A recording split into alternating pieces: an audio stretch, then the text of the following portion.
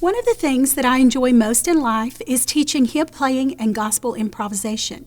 So I'm so excited to share with you today one of my favorite tips for beginning hymn playing for congregational singing. If you have progressed in your note reading to the point where you can read the notes in the hymnal and count, then this quick tip has the power to totally transform your playing and put you well on your way to being a great gospel pianist. Hymns and gospel songs from the hymn book were not written with the piano in mind. In fact, they are written beautifully for SATB singing.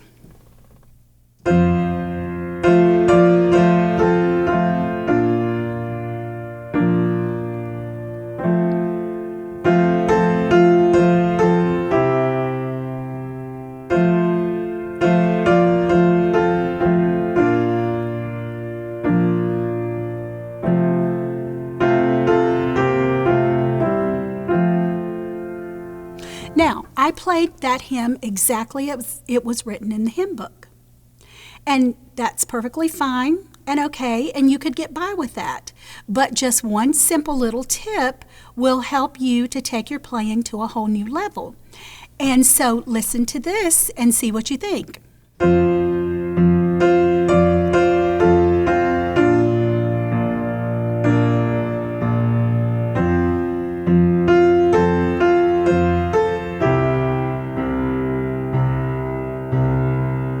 All I did was play the right hand exactly as written.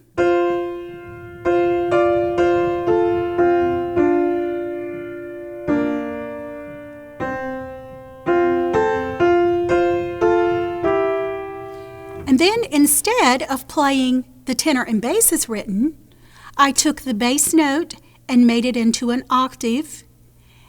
And instead of doing the exact rhythm that was written for the tenor and bass, I played an octave on every single number beat. So this song is in 4/4. So you would have in measure number 1, you would have beat 1, beat 2, beat 3, beat 4. Now I'm changing to B flat, 2, 3, 4, and putting it together, it's going to sound like this.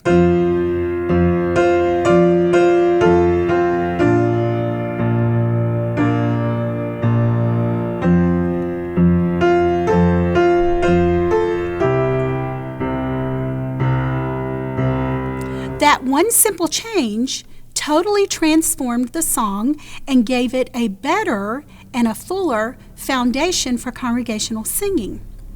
Now, I could do that with really any song in the hymn book.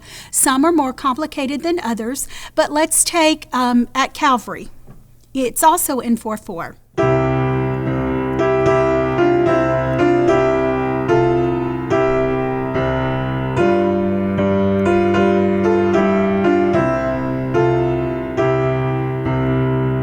But what about some of the songs where the chords change more frequently than what we've seen so far? And so I chose Praise God from Whom All Blessings Flow for this one. And so I'm going to have to move my left hand a lot more, but it's going to sound like this.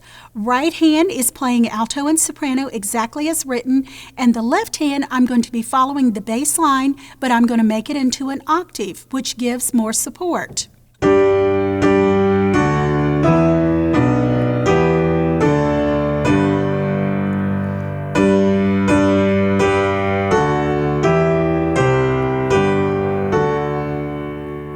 Etc. Now I'm going to play it exactly as written.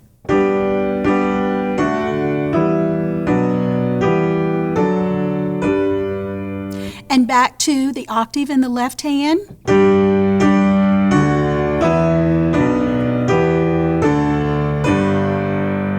Now what about another song along that line where the bass line changes frequently? And so I chose Come Thou Almighty King, and that would sound like this with the octaves.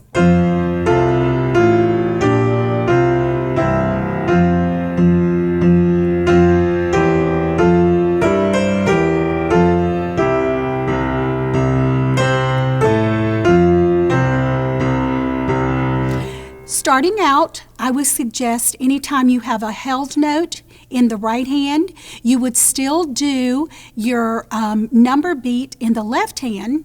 However, once you get going on that, that's going to be a little boring. So let me just give you an idea. This would be another topic for another video, but let me give you an idea of how you can do the octaves in the left hand. But when you get to held notes, you could add something that will give it a little bit more flair and more support and not as boring.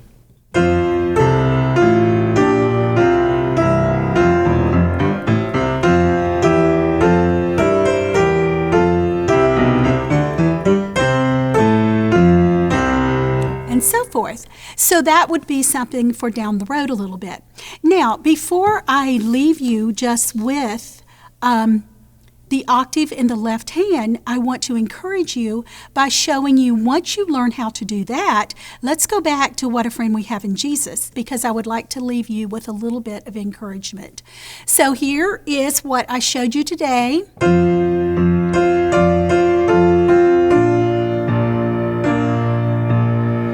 Here's another way to play it with a few more add-ins.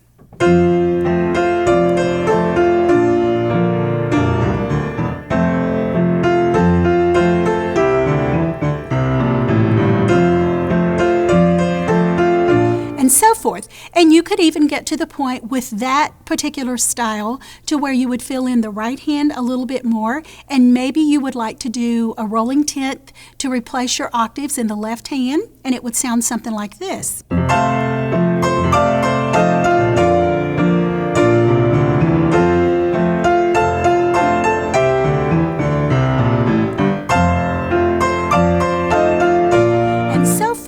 So you can just really create a good foundation for congregational singing.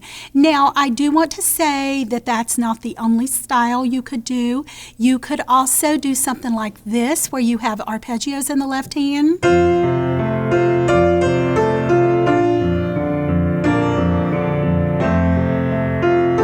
You could even branch out a little bit more with that.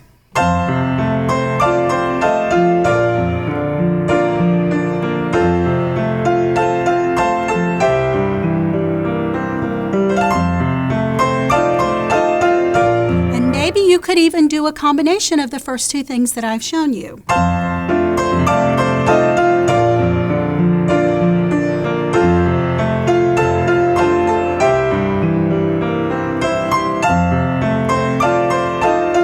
And so forth. Hopefully that will give you some ideas for inspiration that you can work on over the summer, and by the time school starts, your playing will be totally transformed.